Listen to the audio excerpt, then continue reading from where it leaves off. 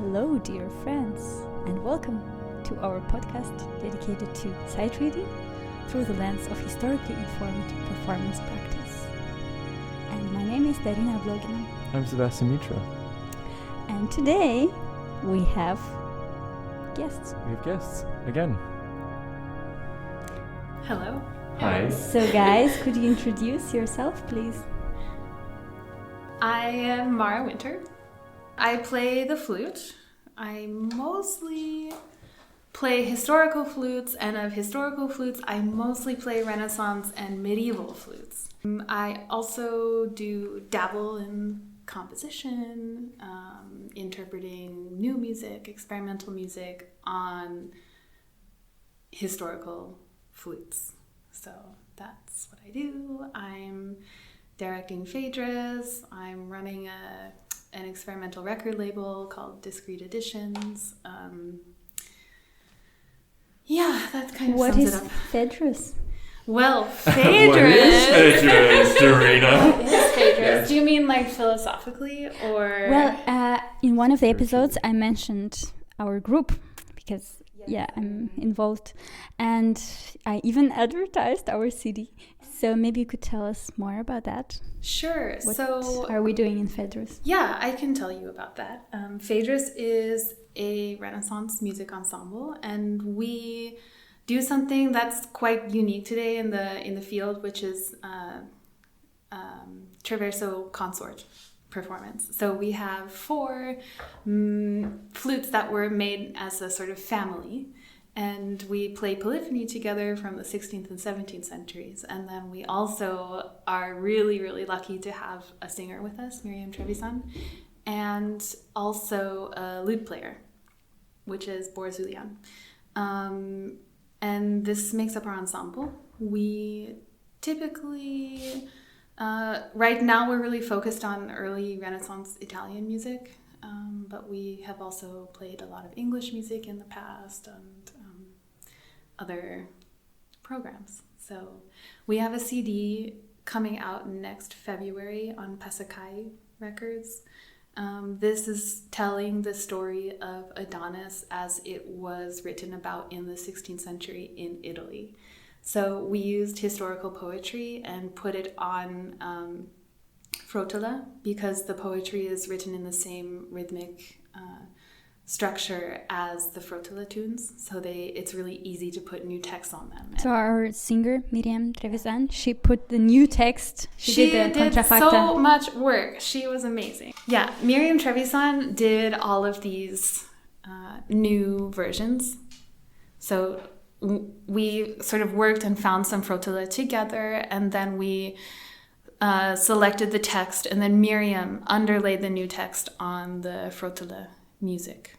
That's the project that we recorded this last February, and it's coming out next February in 2022. So we're really excited. Thank you very much. Yeah. And Charlotte, what are you doing here in Basel? I'm Charlotte Schneider, and I play the recorder and the flute, Renaissance flute, Baroque flute, and and I'm still studying at Schola, and I play in some ensembles in Switzerland. In my city, I'm playing with the tous Amoris. We have we play in chamber music setting, and also sometimes with the orchestra. And I have some duos with the harpsichordist, lutenist, and organist. And I'm also playing in PHAEDRUS. Yes, together we are PHAEDRUS. Yes! We're missing some people today, but yes. Hi, Luis. Hi, Miriam. Hi, Bor. Hello. So today I have the distinct pleasure of not playing, but listening, which is always nice. And I get to listen to some flute concert, which, as you say, Mara, is not super common. Or what did you mean by that? Yeah, well, we don't have too many active ensembles who are doing this consort principle on traversi. So there's a lot of viola da gamba consorts. Of course, we have vocal consorts doing Renaissance music. But the traverso, there are not too many people who are really interested right now in really putting that into practice. I would say it's growing, right? I think the question is the instruments that we are using. For instance, Right. we're using this consort that was built by Giovanni Tardino, and we are very lucky that he lives here in Basel and can just go to his workshop and ask to make a concert for us. Yes, but maybe for other flute players, it's not so accessible. It's true. Yeah. The instrument isn't the easiest to play. I think Giovanni makes fantastic flutes. It's like driving a luxury car. So that makes our job a lot easier. Is there a historical basis for the flutes that you're playing? Or is it sort of an invention or from iconography, Pretorius? Well, there are some surviving consorts, actually. We have quite a few surviving flutes from the Renaissance, and there have been people doing really nice work sort of trying to collect all of the data about the instruments so we can understand what their tuning was, what pitch they played in, how big or small they were, and what this consort principle actually was in regards to the traverso. So we have some surviving instruments around Europe, and then there are a few treatises that describe the traverso consort, a little bit about how they're built and a little bit about their repertoire. So we kind of use all of this information and reconstruct the instruments. Great. Cool. Yeah, there was a source. Actually, it's not the source we're playing from, or maybe it is, where it's indicated which consort you are supposed to use, a flute, like a recorder consort or traverso consort. Yeah.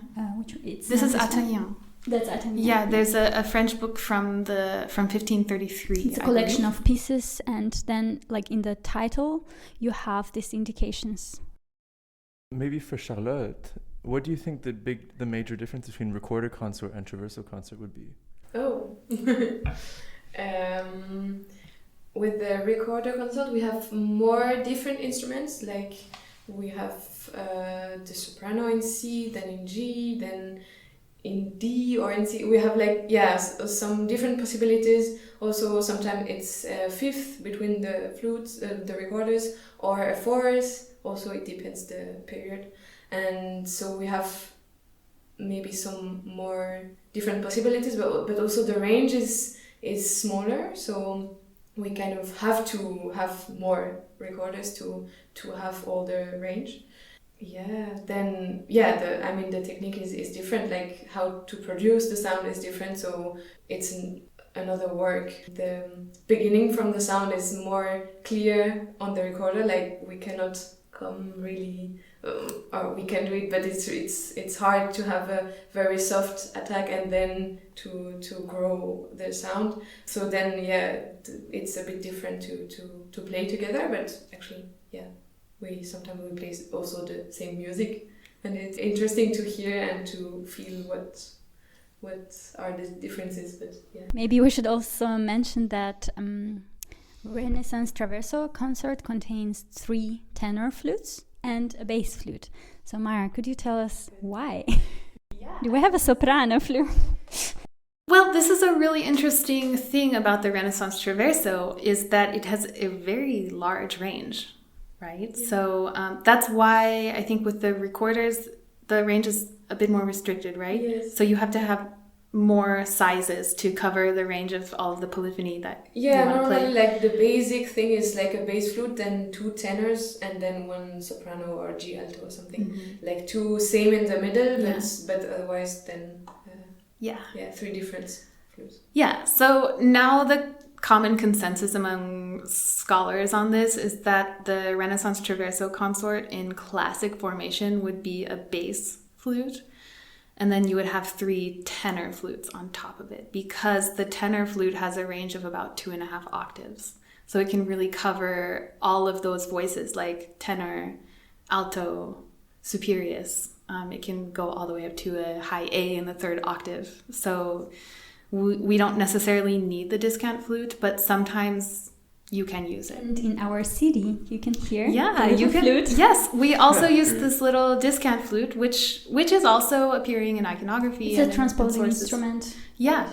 Yeah, so it's tuned, the lowest note is a G, so it matches with the bass flute. Like the bass flute is also in G. So, you just, when you play with the consort, then you have to do a little bit of transposing wizardry. And it adds a nice color. It works really well for dance music or, So maybe one last question I have about instruments, and then we can move on from being super nerdy. I know, I'm sorry. No, I love it. It's super interesting. But could you call the Baroque traverso a tenor? What would you call it? Yeah, I would. I mean, are the early music police gonna come and get me if I say it is a tenor? But is that? Because obviously it comes from somewhere within the consort, or at least the idea of this flute comes from somewhere. Well, yeah, I would say so. It has the same range. It goes from a low D to a high A, right? Yeah. More or less, depending on the flute. But the Baroque flute is really evolved from. Of course. Renaissance. There is a bass Baroque flute, actually. Ah. Yes, I think I saw it in Paris in this museum of musical instruments. I feel like the classic tenor flute, bass flute, even discant flute, they take all of the attention actually, but we have surviving instruments that are in other pitches too. So you have things that, like for example, we have this late Renaissance, early Baroque flute, the Haka flute from the Netherlands, which maybe it's an A flute. We don't really know, but its pitch is at 370 or something. So there are a few transposing instruments that aren't necessarily tuned on D or G or something more classic. And I think it's the same for the Baroque. You have flutes in varying sizes. It's just that we don't. Flute d'amour. Yeah, flute d'amour. We have some in the Basel Museum here. I think we should probably be exploring those instruments more. So since we have 9 minutes before Charlotte has to leave, shall we talk about some music? What do we have today? Can someone tell me? Yes, so Mara suggested 3 beautiful pieces. Could you tell us more about your choice? Sure, yeah. So I chose 3 pieces for us to read from the Petrucci Canti A. This was published in 1501, I believe. And it's the first publication. So this was published in a series of 3. So you have Canti A, B, and C. Maybe we can also mention briefly that Petrucci was the first printer in Europe. It was the very first collection that he printed. So it was an important step in musical notation and printing music, not only books. Yeah, okay, so we did Madame Helas, which is a piece by Agricola. All of these pieces you see in other sources. So not only in Petrucci, these were kind of hits around the turn of the 16th century. So is that why I see no text? Could be. Yeah, that's one speculation, is that if this was performed vocally, probably the tune was so well known that the singers wouldn't actually need to see the text here. Another speculation is that this could have been intended for an instrumental performance. So very controversial. That is what we did today. Or it was just too expensive for anyone to buy. Yeah, actually the process of printing was quite difficult. Yeah. So we did Madame Helas by Agricola. Then we did De Tu Bien Plein, which is my favorite 15th century tenor. This is like one of the greatest hits of the Renaissance. so this De Tu Bien Plein was a tenor. Like, this is a tune that's originally by Heine van Giesigem, I believe. And composers around the end of the 15th century and into the 16th century, they composed these things called like res facta compositions over the famous tenor. So you have many, many versions of De Tu Bien Plein with different counterpoint, which is composed around the same tenor always.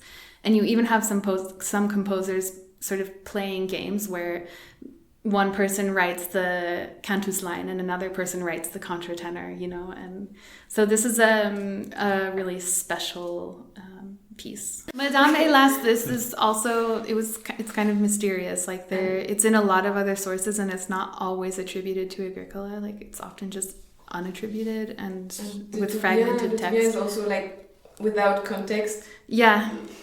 Okay, here's the first, here's David Munro's first verse. Ooh. So my mistress possesses every virtue. Everybody pays her homage, for she is as full of worth as ever any goddess was.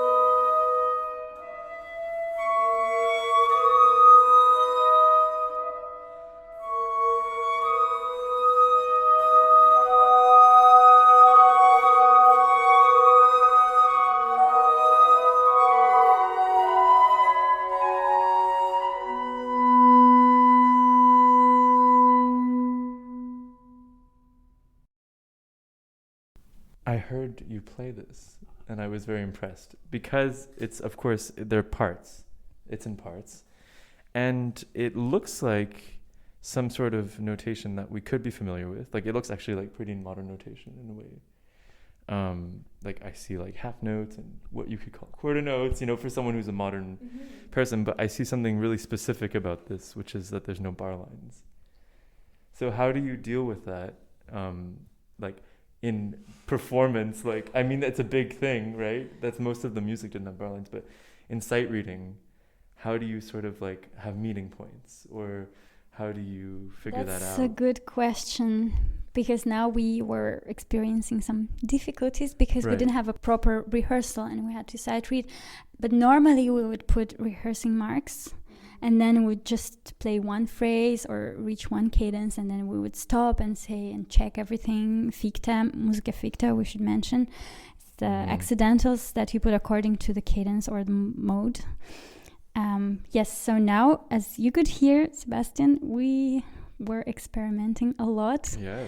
Yes, but normally, I don't know how it is for you guys, but I just concentrate on kind of a basic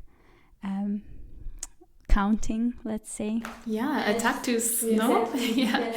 Yeah. We should also mention that it's not in a score. We can't see what the Yes. other person is playing Exactly. vertically below or above us, right? So we only have our line that we can see. So in these pieces, I was dogmatically counting the minim, actually. What about you, Charlotte? I was counting the semi-brevis. Yeah. I try to count the biggest one I Yeah. can, and that is still like clear for me. But like I was counting the semi-brevis. Yeah. And try to be very precise to be sure that Yeah. so we cannot hear, we cannot see the other part. So if we have a syncopation or something, that it's really clear it's not on the beat or something, just to and then also just hear cadences, and if we are lost somewhat, so sometimes we just can meet there again and continue. But how does the process work for you? Often I'm concentrated on my own part and then I don't really hear what's happening in other parts, but I felt somehow you can see or hear what the others do. Yeah, I think the more we play this music, the more we know also what's happening, and if we are not together, we hear that directly, because it sounds strange, and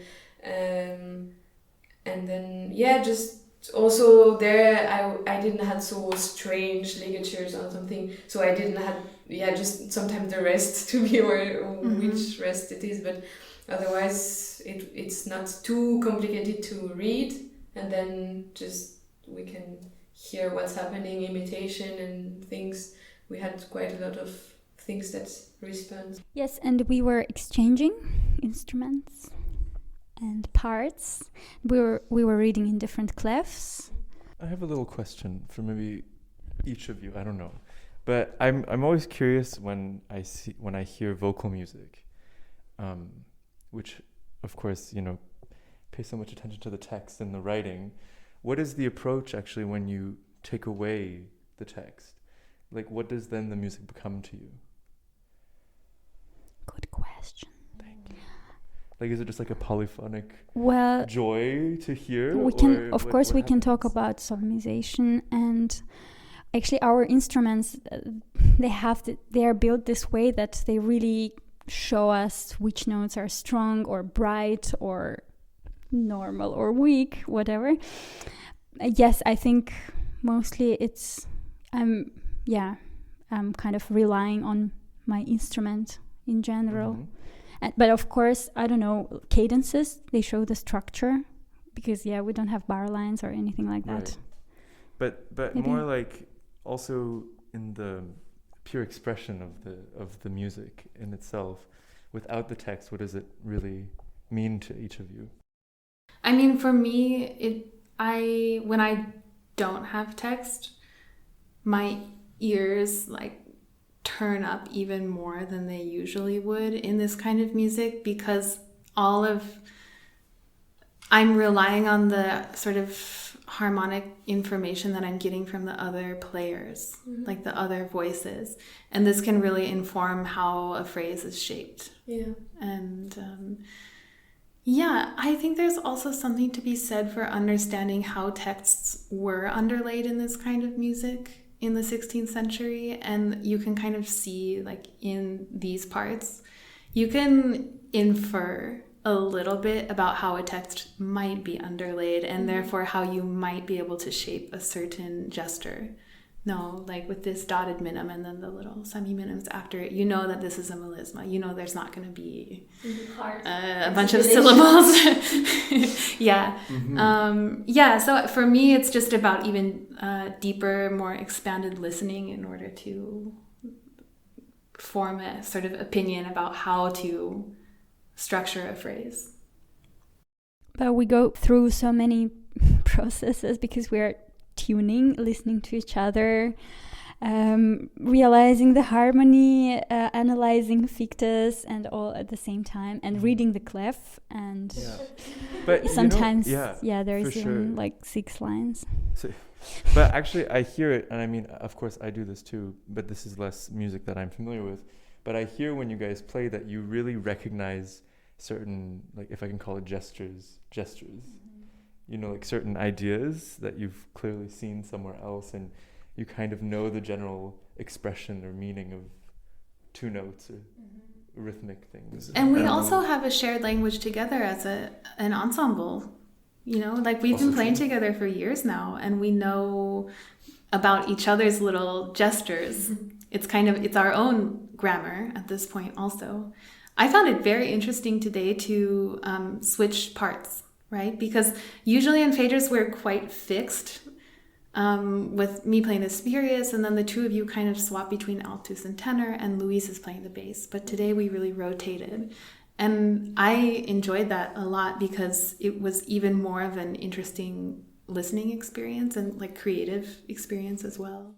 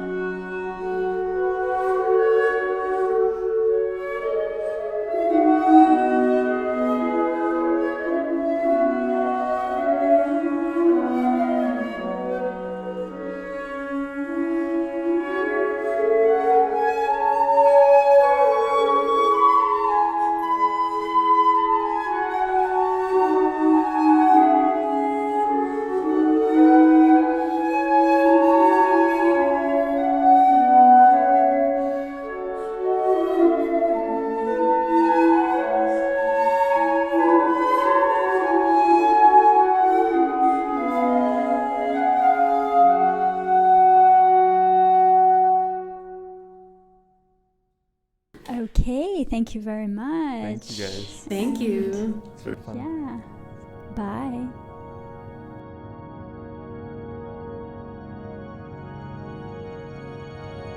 I just wrote, did the bass flute exist? That was the question that I had.